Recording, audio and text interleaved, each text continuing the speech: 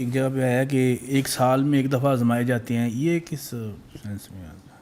اصل میں یہ دین کو کچھ اور ہی طرح سے پیش کرنا ہے. ہم ہر لمحے آزمائش میں ہیں. صحابہ کے لیے تھا کہ وہ سال میں ایک دو دفعہ آزمائے جاتے ہیں، وہ خاص رسالت کے پہلو سے. عام زندگی میں تو ہم ہر روز آزمائے جا رہے ہیں، ہر لمحے میں. اس وقت میں اور آپ آزمائش میں ہیں. میں اس آزمائش میں ہوں کہ صحیح بات بتاؤں، آپ اس آزمائش میں ہیں کہ صحیح لگے تو مان لیں، نہیں مانیں گے تو پکڑے جائیں گے. میں جھوٹ بول دوں، غلط بات کہہ دوں تو پکڑا جاؤں گا. تو ہر لمحے ہم آزمائش میں، ہر لمحے. ایک سیکنڈ بھی ایسا نہیں گزرتا جو آزمائش میں نہ ہو.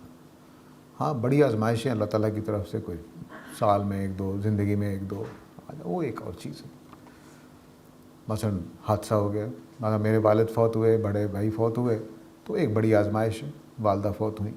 اس طرح کی آزمائشیں زندگی میں 2 4 5 10 آئیں گی.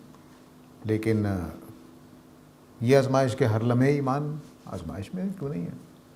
ابھی نماز ہوگی، پڑھنی ہے کہ نہیں پڑھنی، ابھی جھوٹ بولنے کا موقع آ جائے گا، بولنا ہے کہ نہیں بولنا، ابھی چغلی کا موقع آ جائے گا. ہر لمحے ایسا ہی.